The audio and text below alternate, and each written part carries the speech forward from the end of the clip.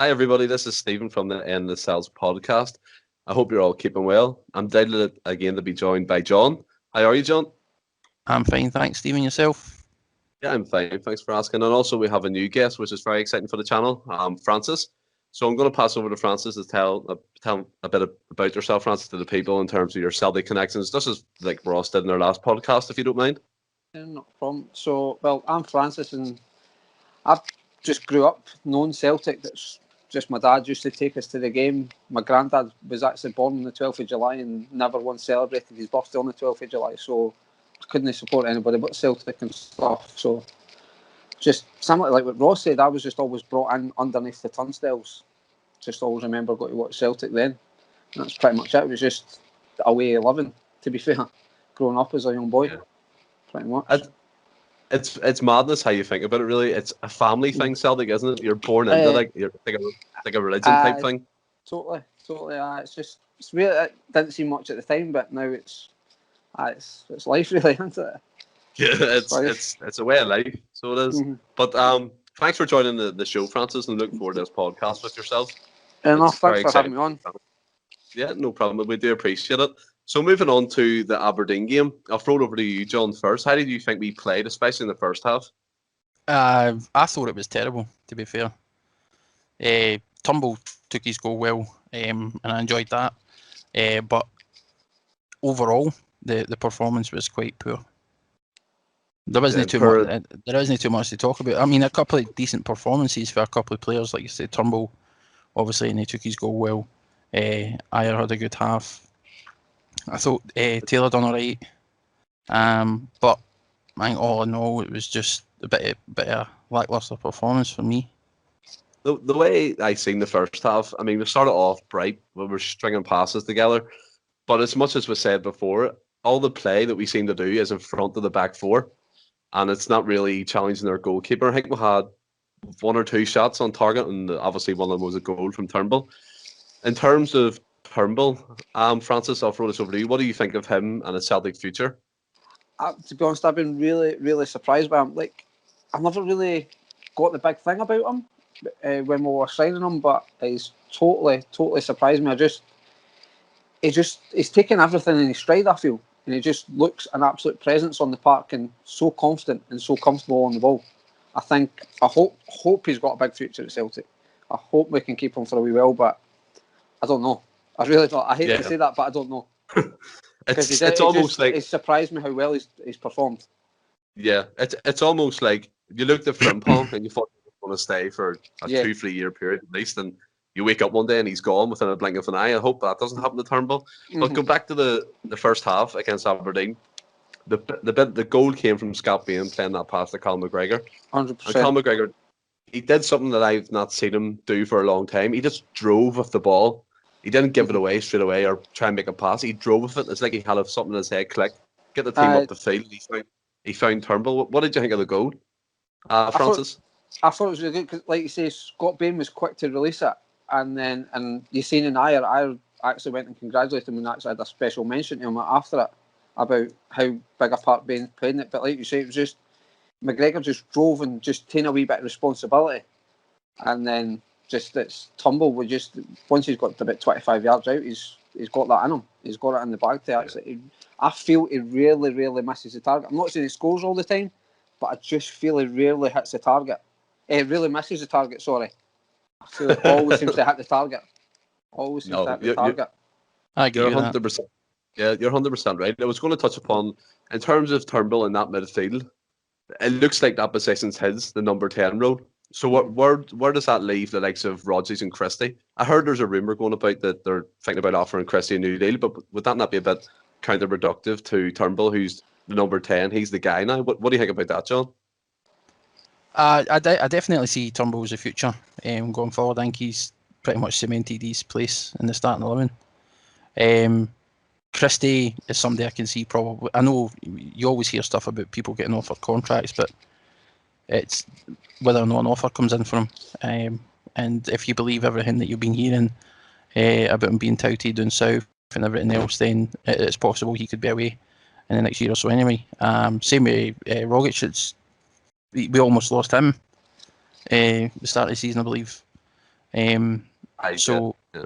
I think having Turnbull in that sort of cementing his place is a good thing for us going forward. And just touching on what Francis said, you can see in various games as well, he always seems to be aware of where the goal is. He might not always score, as he says, but he always gets he's always on target more often than not. And his passing awareness as well, and his creativity is beautiful sometimes. Really good. I think his range of passes is really good. But sorry, go ahead, Stephen. There was a point in that half there when you were touching upon Turnbull's passing, where he played a lovely dink ball. I think it was Christie making a run into the box, but he just missed it by a fraction. But that's the type of awareness that he has, to chip it over the defender. If the ball's on wide, he knows where to play it.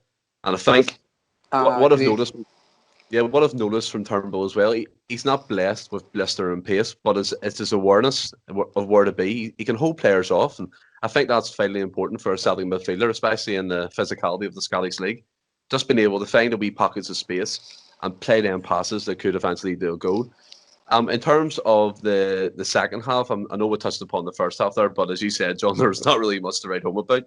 But in terms of the second half, I think our old frailties just came to the fore again. I mean, it went to pot. The passing went, everything just went downhill. Aberdeen came into the game. It was anybody's half, really. What's your opinion, Francis? I do agree with that. The passing just came so slow, so predictable.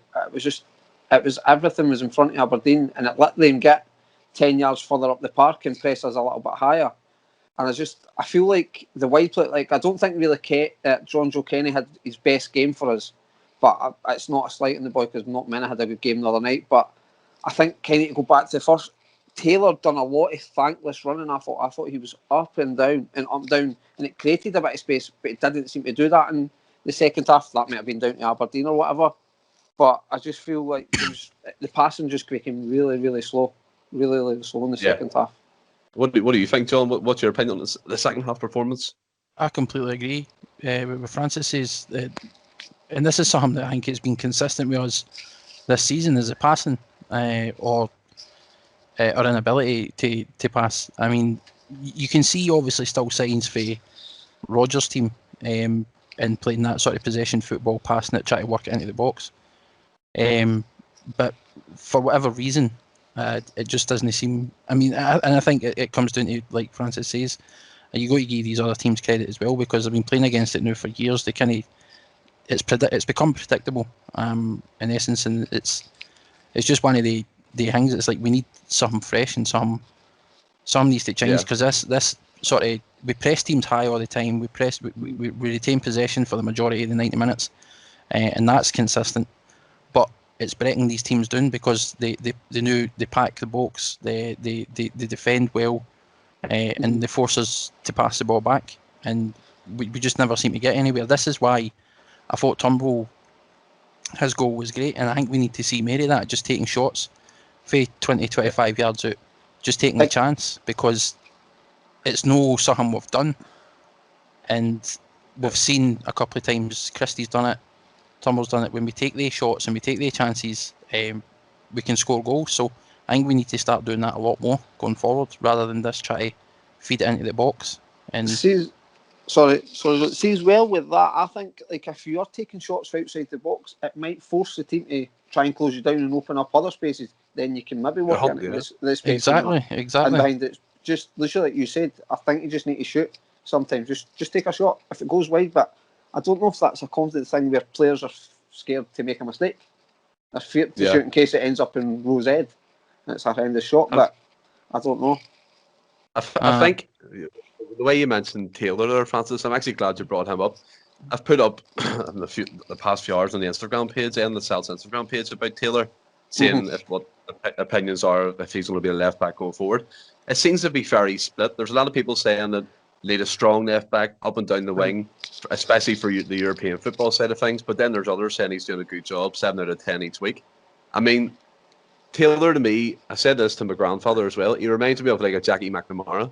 He's like a 7 out of 10. He's always going to play well. He might not give you all the flair and attacking, but he's really solid defensively. What do you think about that, Francis? And I agree A comparison to Jackie McNamara is quite the statement. Quite the statement. I mean, in terms of the reliability type of thing. I think we've lost one out of 16 that Taylor started. Like, I'm not necessarily his biggest fan, but I think Celtic, like as we've said, defensively we have been terrible, and I think first and foremost defending is better than Laxalt for me. Defending, I would have him as my first choice left back, just simply because he concentrates on defending first and foremost. Whether I see him long term, I'm not so sure. But domestically, I think he's more than capable. Yeah, he definitely is. What do you think, John? I mean, I've been quite critical of him as well, and I touched on this on the first podcast as well about Laxalt. I still think Laxalt deserves a run. And like you say, he might not be as defensive minded as Taylor, but we've seen he still tracks back. He still does his job. In terms of Taylor, though, he wouldn't be a long-term option for me. I mean, I think getting in a strong wing back to replace him would be something to look at as well going forward. But like when it comes to, like, let's say in terms of the SPL, he can do the job. But in Europe, I don't think he'll get found out. I don't think he's strong enough. I agree. And sorry, keep going, John. Sorry. No, I was just going to say it's just from an SPL standpoint, he's got the quality or enough about him to do a job, and we've seen recent games he's played fairly well. I think his final ball still leaves a lot to be desired, but long term, I don't think he's the answer. No. No. Just to touch on what you said there, John, it was like, I think you said quite a telling thing when you said domestically it'll do. I feel Celtic should be aiming higher than that. As much as I agree with you, I think domestically it'll do, but I feel like a club of Celtic, we should be aiming higher than it'll do. No, absolutely, and that's what I'm saying. It's like I think when it comes to like European games, which is something we should, and for years now we've been aiming for. He's no. I don't think he's got the quality about him to be a mainstay in the Celtic team. And I mean, like he says, you could settle for domestically, but that you don't want that. You need to be setting your sights higher. Absolutely, I agree with that. Well, I think the phrase "he will do" has been a comment that's set in the Celtic board over the last couple of years. Yeah. If there's someone there to fill a gap, he will do. That's the type of attitude Celtic seem to have at the moment. But touching back upon the second half performance, I mean, what happened there? The game became really patchy and sticky at points, and there was points in the game where Aberdeen were winning the second balls again, which was our downfall in the other games that we had the bad results in. And I think their first shot, the first talent shot came from Flo Canberry from the inside left position, just out of nowhere, and he hit the post of it. But it just shows you the defensive frailties and the lack of confidence that Celtic have. And what bothers me the most, I know they came out with that whole review statement, and apparently it's ongoing and stuff like that. But it seems like to me, even if you listen to post-match interviews, there's no one taking the shoulder, there's no one taking the blame, being like, this is what's happening. Neil Lennon came out and said there's been mitigating circumstances, but he won't reveal them. I mean, what's the point? Yeah, I mean, what's the point of coming out with them statements and not telling me what it is? Do you know what I mean? I feel like it makes more questions. It asks more questions, that type of statement. Yeah. I agree that with that, some things should stay in house, but don't make that kind of statement. Like the Griffiths comment about Griffiths needs to look as himself, that needs to stay in house for me. The calling out players after Ferencváros Varos saying they want to go away, that needs to stay in house for me. I feel. Kind of publicly you're publicly going against the players. Aye. Yeah. And especially in the Griffiths case, you're actually naming Griffiths in that one. I mean, I agree. There's some stuff needs to stay in house, and I think one of the biggest problems we've had this season is that there's a lot of things being said, and there's conflicting information. Like it just came out in Lennon's conference today, as well, about this boy Shaw and the signing. It was announced earlier this week that he'd signed a pre-contract, and then when he was asked about it, he says he can't comment on it. And he's just backtracking on stuff, and these are these stupid wee things that are coming out. And it's like, just see if it's no set in stone. Just keep your mouth shut. Who's releasing this stuff then? Because it's similar to the Ben Davies story. Everything was apparently agreed, but I mean, I did actually hear that the Preston chairman on TalkSport, and he actually said that the deal was agreed, but nothing was actually signed. So he'd actually confirmed it was a deal, because he said they had to phone him personally when Liverpool came in, and apparently was en route to Celtic at the time. He was en route to Glasgow to sign the deal, but it turned round because obviously Liverpool wanted him. But we're actually releasing statements saying we've signed them. I also seen something as well, Francis. I'm glad you actually brought up Ben Davies there. I seen something that they wanted him to sign a contract with an injury clause in it. I've never heard that in my life. I mean, if we need a centre half, you would take anybody at the moment. Exactly. I don't know if anyone noticed at the end of the game, but there was a goal line clearance from Stephen Welsh. Did you notice that? It was flying into the top left corner. I think I was more surprised in the sense that I actually felt with defended set pieces not too bad the other night. Not brilliant, but not too bad. Better than we have been, certainly. Better we have been, yeah. So I think I was maybe just more taken aback there. What? Because I felt the second... I just felt the second half as well. I never really felt Aberdeen were going to score. I just felt the 45 minutes was just passing by. I just felt that type of second half. I can't say at one point I sort of thought, oh no, here we go again. I had that the last 10-15 minutes. We just took our foot off the gas, and Aberdeen started pressing us, and they were getting quite a lot of balls into the box. And as you mentioned, we defended relatively well in terms of that. But it's like this season has been a nightmare for us when it comes to set pieces and them getting balls into the box against us, and our inability to clear a ball. And ridiculous. Again, every time a ball goes into our box, I'm sitting there thinking they're going to score. And that we shouldn't be feeling like that, especially in years gone past where we've been incredible defensively, and it's been one of our strongest points. 100%. And now it's just completely flipped on its head, and it's weird. I think the players we've got to, and it's went bad. Like, you signed the Republic Island captain, and it's just... I mean, there's no need to talk about Duffy, let's be honest. I think we do that enough. Enough. But there used to be wanted the guy. Aye, exactly. Do you know what I mean? You put all that effort in, and you get him in, and he turns out like that. I mean, there was a phrase Rodgers used to say. Sorry to bring up Rodgers again, but he used to say, "Defend with the ball." Yeah. When you have the ball, you take a rest, you take a breather, and I think that type of football suited us down to the ground because we have the most technically gifted players in the Scottish League, and I mean, there's no question about that. Rodgers, Christie, that type of players, and they thrived in that, keeping the ball. And you look at it now, and I've seen a few people say like Lenny ball does chaos. I mean, there's players in positions that shouldn't be there. There's people picking up people. Greg Taylor was picking up their centre forward at one point in corner kicks, and you're going to yourself, to see the height difference. It's ridiculous. You're going, what is going on here? It's madness. Like, and you're looking at it, watching it on TV, and you're saying to yourself, we can see this happening, but the coaching staff who get paid the big money look at your man Gavin Strachan's laptop and don't know nothing. I mean, Joel, what do you think the solution is for the short to medium term anyway? Do you think they should just stick with the status quo and go to the end of the season? Or one more bad result, and think they should just kick up the bucket and let Lenny go? I've been saying we should have let Lenny go months ago, before the start of the January window, and give somebody, not necessarily. I mean, nothing's going to be fixed in January, but give him time to come in, assess the teams through this season. Because this season's done. I mean, there's no two ways about it. Obviously, we're still in it in terms of a mathematical point, but. Realistically, realistically, you want to hope, and you pray that other mob drop points. But I mean, they've not lost 30 games, and we need them to lose 5 and 8. Nah, that's never happened. and hope the goal difference somehow swings. It still comes down to goal difference with that. I think here's the thing though, weirder things have happened. But no, I mean, if we're being realistic, we have to just sort of concede that this hasn't been our year, and. We just need to hold our hands up.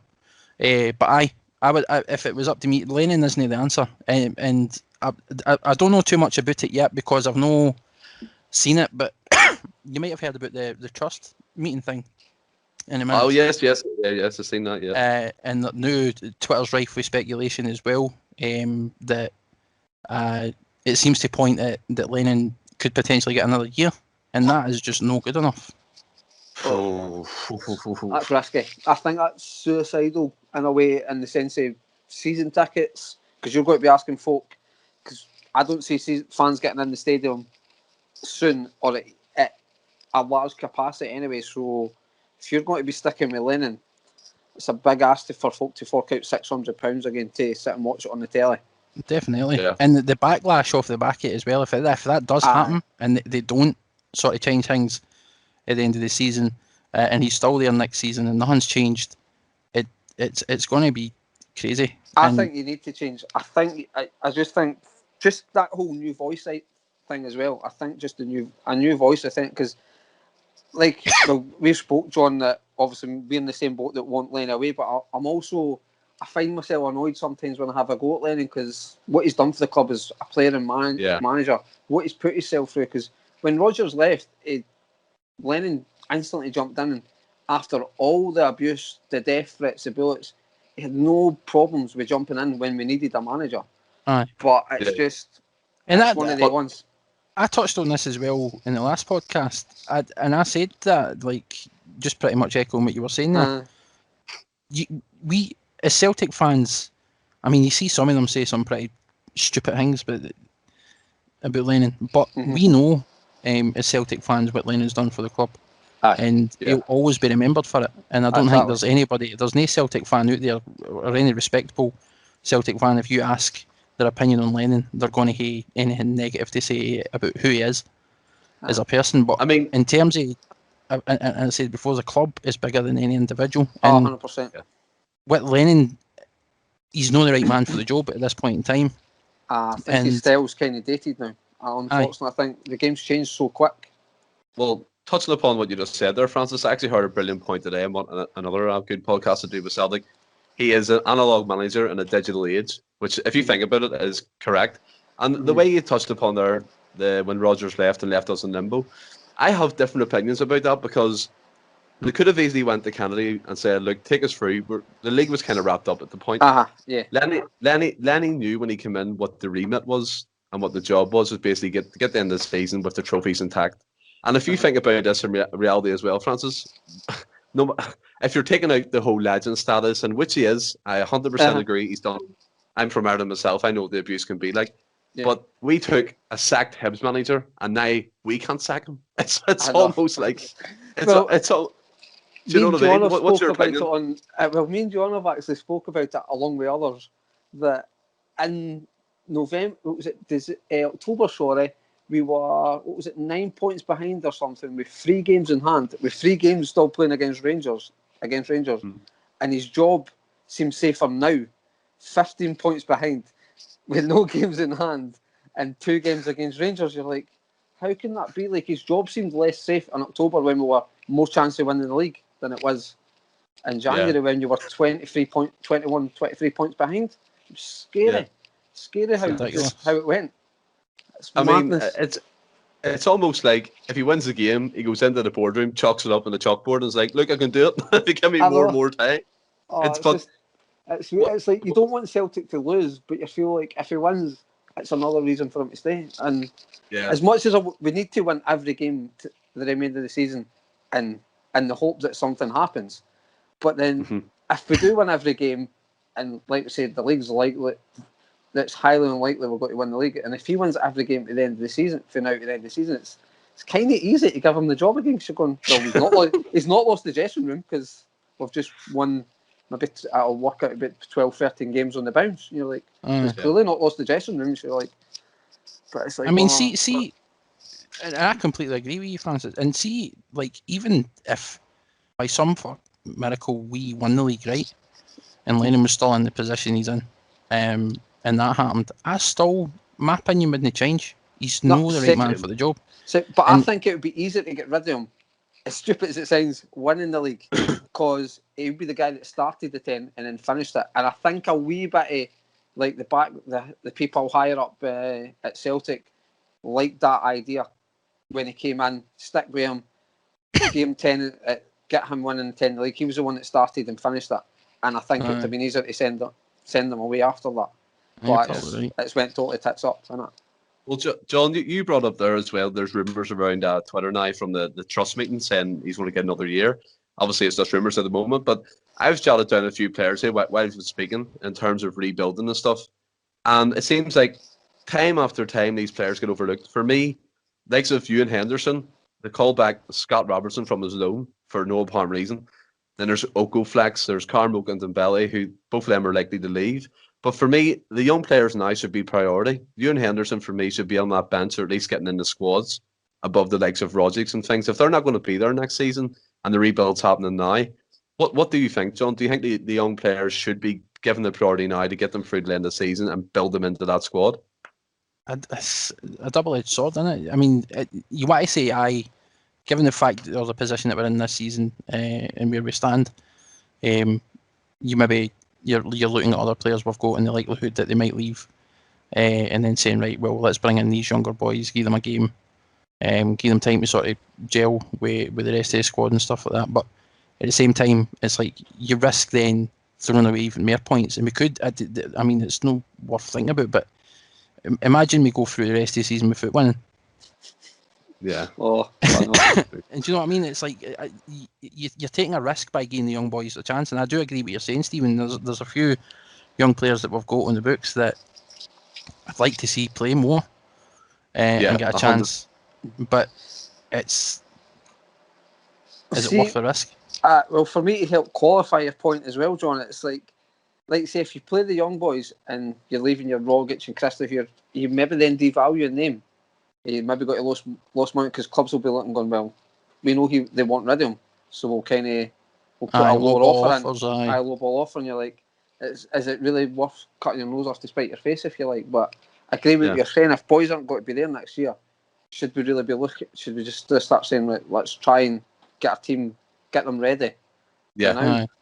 But it's almost like, for me, Francis, like you look at the young players we have in the squad at the moment, and your Carmo in the belly, perfect example. He got a sniff of first team action against Hearts, bits of Europe, but then he's just been left to the side. I mean, if that was any other European club, I think like the likes of Borussia Dortmund, who buy young players from England, like Sancho, perfect example. Yeah. They would give him a chance to at least go in the squad and see what it's about, get a few games here and there. It seems like to me. But it seems like to me that these players get left behind and then we wonder why they leave. What do you think, Francis? I do agree to an extent. I do, because you look at Jude Bellingham, or something, the boy they signed from Birmingham, he's getting games as well. But I'm also one of these guys, if you're good enough, you're old enough, they're maybe not good enough. But what I've seen of Dembele anyway, he looks a talent. But I don't know if that, like, with Dembele and stuff, is it maybe just the old sort of... Because in Neil Lennon's management style, it's a wee bit old school. Is it the whole Scottish mentality is no big enough? It's no physical enough. I don't know. Maybe I'm just looking at it too much and making excuses. I don't know why they're not getting a chance. Honestly don't know. What do you think, John, about that in terms of the young players not getting the chances? I mean, I agree with what Francis was saying there as well. Like you can definitely see a player in Dembele. For his age and what he's capable of doing, and the fact since he started even playing football in the Celtic setup, he's been playing at a much higher level. He's not been playing in his age group. Nah, correct. He's a few years above his Celtic's time. He's always been playing above his Celt, and he can handle it. Otherwise, he wouldn't be there.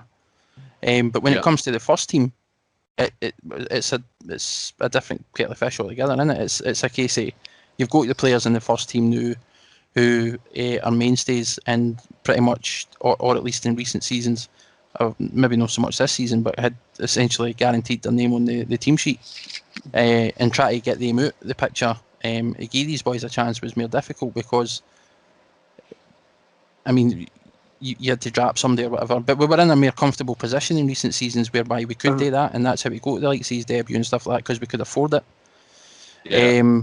But I don't think we do enough. You see so many good players come through the youth system at Celtic, and no one of them get a chance.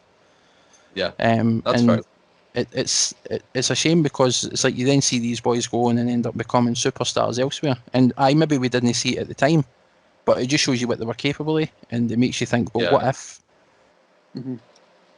I agree. But for me, John, as well, touching upon that, it's almost, for me, the biggest thing. There's no reserve league at the moment, and that's the biggest thing. They're not always playing football every week. They're relying on developmental squad team games against the likes of Fulham or Cardiff or whatever.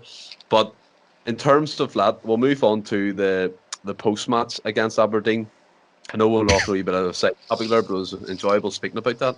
Yeah. So we've seen John Kennedy come out to do the press conference. In terms of John Kennedy, Francis, where do you think his future is with Celtic?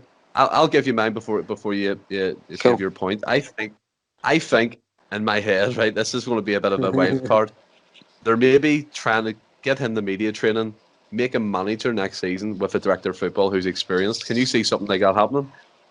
To be fair, his post-match interview the other day, I actually thought it was really good, and it's about because I don't think he should. I think if we're going to get a new manager, we need to get the backroom staff need to be new as well. But obviously, if you're then promoting him to manager, it's a different argument then. But personally, for me, I would want to get rid of him as well. But maybe try and keep him in some sort of, I don't know, if like an ambassador role or something. I don't know, but what it did, it held his own and really spoke confidently, and his analysis of the game was really good. I thought I was impressed by him the other night. I was impressed by his. Sorry, Fran, you go. No, that's what I'm just saying. I was just saying that I was impressed by the way he conducted himself and the way he spoke and how he analysed the game. I absolutely agree, and I was quite surprised because after the game, I listened to Lennon, and I was like, I thought we're getting the same thing for him all the time. It's like it doesn't matter how bad we're playing. If we win the game, we're outstanding. And it just seems I wonder sometimes what game he's watching. But Kennedy came out and he wasn't critical, but he was on the ball, and the stuff he was saying was right. It was almost tactical how he spoke. I would say it was like it was smart. I would say it was smart how he spoke. No, definitely, and I was much more impressed with what he said in the post match than Lennon did, and I thought.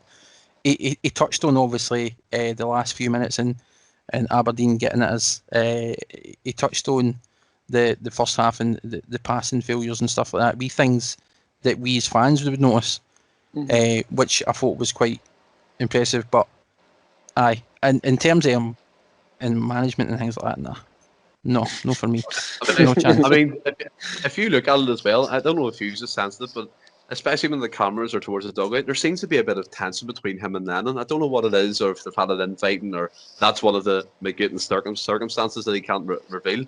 But in terms of the way he speaks, he's a bit like a culture type guy. He knows what he's talking about.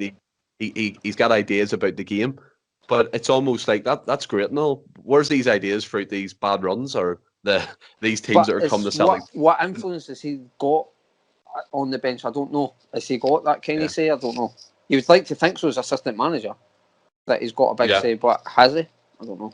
Yeah. I mean, I also heard something today as well. I don't know if you've heard this. Apparently, do you remember when Lennon came out after the Furness-Varos game and basically threw the team under the bus and said players don't want to be there?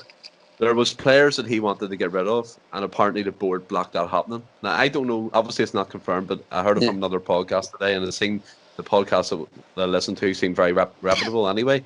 But what do you think about that, John? Can the board maybe have too much control? I mean, we've seen it over the years a lot, but is that a part of the problem? Definitely, and we've all seen it for years. The board they're far too involved. They should focus on leave the manager and the scouts and everything else, director football, whoever it is that you've got in place and appointed to do a certain job, leave them to do their job. To the football side. Aye, and what the board need to do is focus on the business side and doing what they need to do for a commercial and business perspective and stop sticking their nose in and everything else. We've always been guilty of it for years, and that's not his job. And it pisses me off. And see, law for me is a bit like Lennon, where it's. I mean, how many trophies have we won under Law? And it's. I get what you're saying. How he gets too involved, but he's been a success. He's been a major success, the guy. See, I completely agree, and I think as a CEO, he does his job perfectly. From a financial perspective, we're better than we've ever been, really. And a lot of that comes down to him and what he's done from a commercial and business perspective. But when it comes to the football side of things, he needs to just... he's far too involved. And I don't necessarily hate Law for what he's done on the business end at Celtic, but I resent what he's done in terms of sticking his nose in. And, I mean, it was clear as day with the whole McGinn issue. Aye. And I think that was just a cocky thing for Celtic, think we could go in more and get him. Aye. And it goes back to Rodgers as well. Like, how much did his involvement, or Law's involvement rather, play? I mean, because I firmly believe it did play a part in Rodgers' departure. I think now you can, well, not necessarily now, but I think you sort of can see it lately. I think that's one of the big reasons. One of the big reasons that Rodgers went. I think one of the final nails in the coffin with Rodgers, as you said, John, was the signing of Marion Swed. He publicly said he didn't have a clue who this guy was. Do you know what I mean? But this is what I mean. You're undermining your manager then.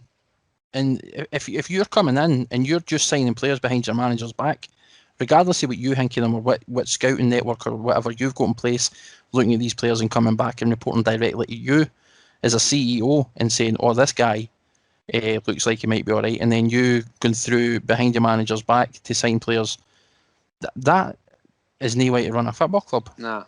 And especially, I mean, if you're a director of football and you're doing something like that, that's bad enough. But at least their job is to sort of... kind of their job, aye. Aye. But you don't go behind your manager's back. No. And I think that happened with Rodgers. I think it's happened with Lennon. I mean... there was obviously rumours going as well that Rodgers was promised X, Y and Z, players-wise, and never ever happened as well. Because it was, I think we were linked with that Castagna. Yeah, we were, yeah. And apparently we wouldn't pay the money, and Rodgers went and signed him. He's one of the best right-backs in the bloody Premiership now. Well, I think it was one of Rodgers' first signings for Leicester was getting that boy in. It was. Do you know what I mean? I mean, and cost him 20 million, or it cost him 20 million. Yeah. And we could have signed him for 9 the season before or something, or 18 months before it.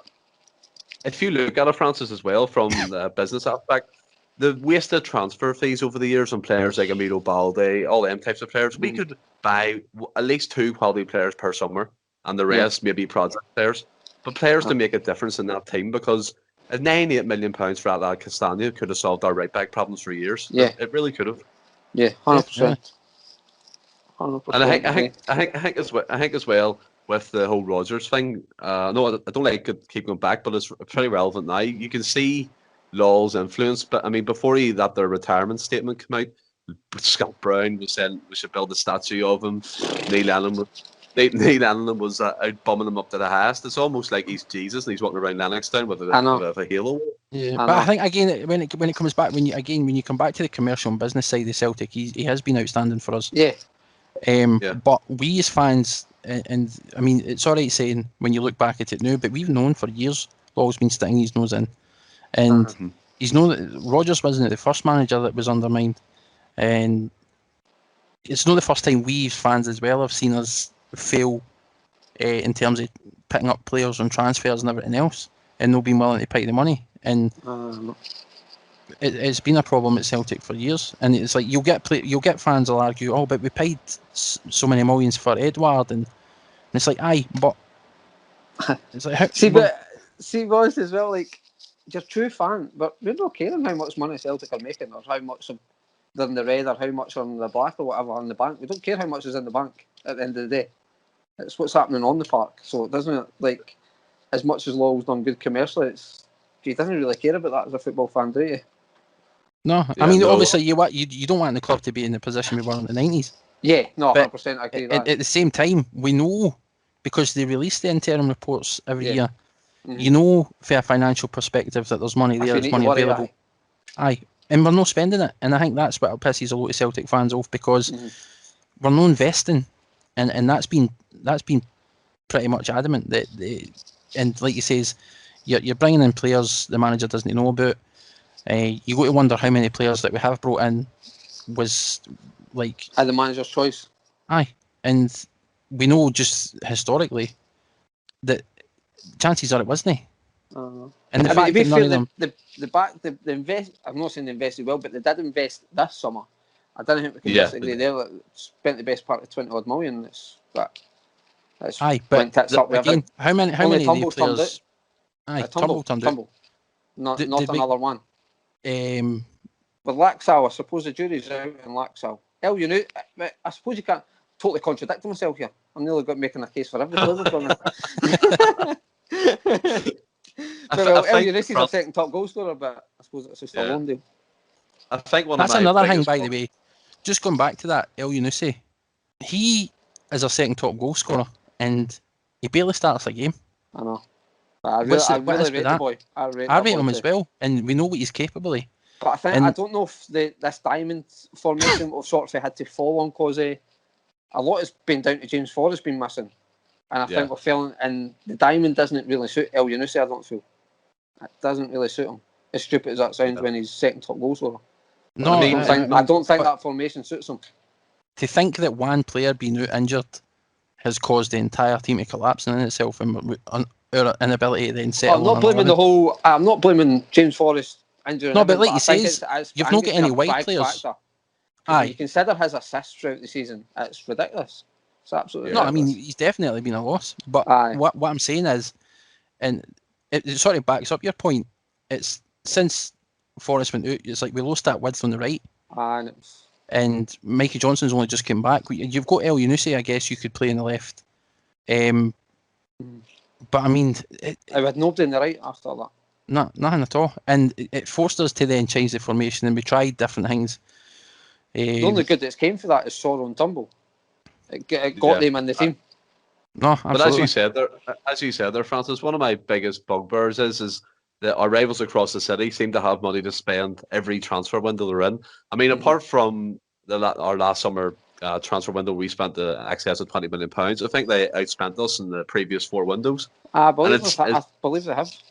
Yeah, and it's almost like as well. You touched on Elyounoussi. I mean, that does points that there's no planning. There's no plan B. You lose Forrest, and then the whole plan goes to the pot. Then you have to rely on Maggie Johnson, who's injury prone, and then there's only away player left is Elyounoussi, and even at that, I think he's more of a number 10 than a away player. He doesn't have the pace. He's more an inside forward, isn't it? Yeah, to come inside. But touching upon that, there were some great points made there, but I'm going to swiftly move on to the Ross County game coming up on Sunday. And in terms of the Ross County game, they're managed now by John Hughes. Obviously, all Celtic fans know who that is. How do you think this game's going to play out? Do you think it'll be an open game, attractive football from both sides, or do you think it'll be same old, same old? John, I'll throw that to you first. From our perspective, it'll be same old, same old. But we'll retain majority of possession for the course of the 90. We'll press them high. They'll catch us on the counter. We'll shite ourselves every time they get a ball in the box. And that's pretty much it. It's whether or no we actually can score enough goals to make it comfortable where we can go, all right, that's let's say a moment where your heart's in your mouth and you're like, we could potentially draw or lose this. But scoring's going to be paramount. It's like, for me, it's a sorry state of affairs that we're actually contemplating the fact that we might drop points in Dingwall and Ross County. And laughing about it. And laughed about it. I mean, we're good at making fun of ourselves. I mean, Celtic fans are good at making fun of themselves. I know that history points to that, but it shows you how far as a team we fall. I mean, from winning 9 in a row, being all conquering. And what bothers me the most, the hardcore Celtic fans and the Celtic dads, as people call them, they think that this is this. Yeah, well, some of them are like, it's okay, Lenny's still the man. But if you look at this season, it's been a complete catastrophe. And the fact that, as you said, they were sitting laughing about going to Dingwall, being like, what way is the game going to go? It's so many things wrong, isn't there, with the club? But what do you think in terms of the game? We'll go back to it anyway, Francis.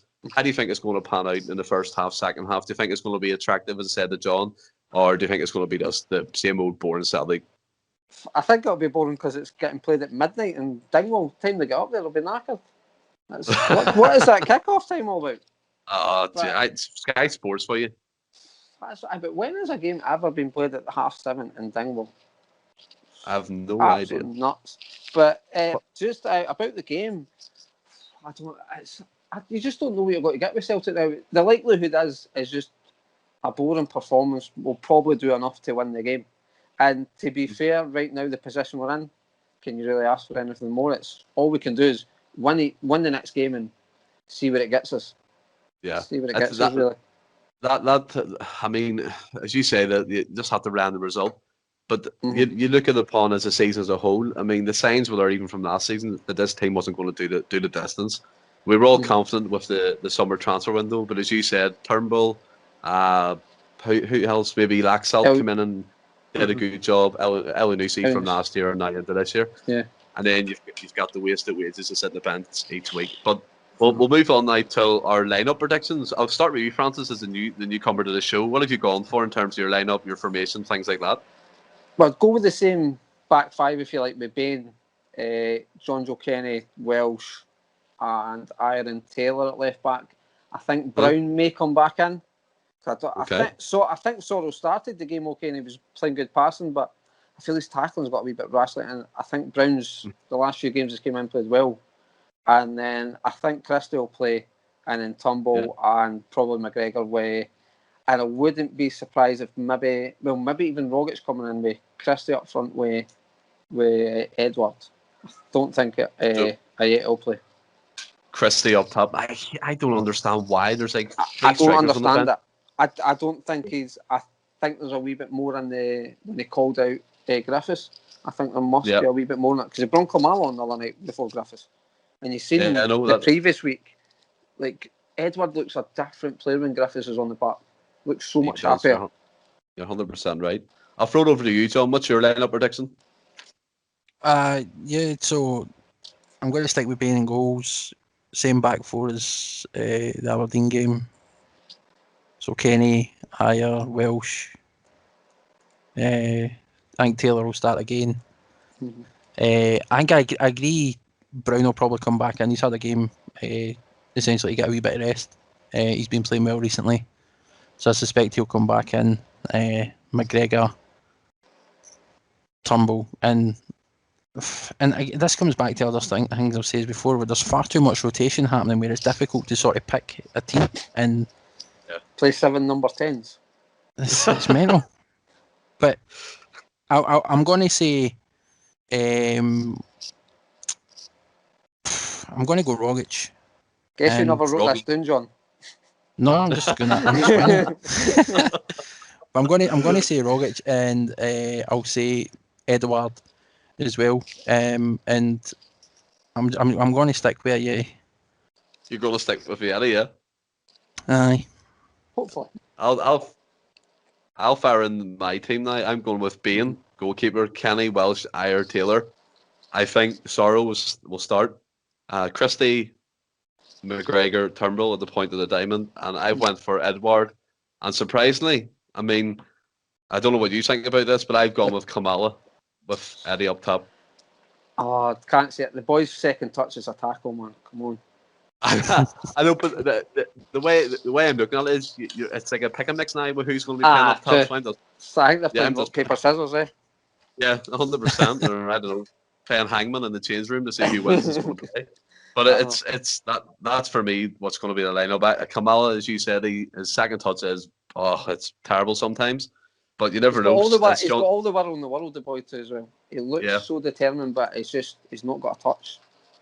He's not got a touch. You're 100% correct. So we'll move on to the score predictions. I'll go to you, John, since you were closest last time. What do you think the score will be, and your goal scorers too? 2-0, and I'm going to say Edward for both of them. Eddie for both. Aye. What about you, Francis? That was I'm the exact same as John. Clearly, you've had a chat before this. So you're going 2-0, Eddie. Yeah, I think so. Boys just on fire tonight. Yeah, I'm going to go 3-0. I'm going to let them keep the clean sheet this time because I said again on the podcast previously that I'll they're defending better. To be fair, they're defending better. Yeah, my goal scorers will be Turnbull to get 1, Eddie to get the other 1, and I'll go for McGregor to get the 3rd, or any of the goals anyway. So that's my mixing it. Giving everybody a goal. Giving everybody a turn. But in terms of the segment, that's us finished. We've touched on all the bases. We even touched on some side topics, which is brilliant. My name is Stephen from the End of Celts page. And I just want to thank John again for joining me. And as I said before, he's in charge of the YouTube side of things. So big thanks to John for putting all the videos and stuff up on the Spotify as well, which has helped me the page a lot. And also thanks to Francis for joining as a newcomer. And I said to Ross last time as well, it's good to get different opinions. Yeah. People coming on and giving their side of things as well, instead of just me and John or just me myself. So that's fantastic. So go ahead, Francis. I was going to say, get just everybody sounding like they don't know what they're talking about. Just get different folk talk.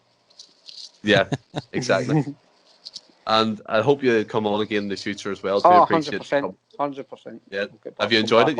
Yeah? Yeah. Like, first few minutes was a bit nervy, but you get into it. Yeah, no worries. And thanks again, John, for helping me out. I do appreciate that. My name's Stephen again from the End of Celts podcast. And in the meantime, until we come on again, which will be Tuesday, stay well and keep safe. Hail, hail.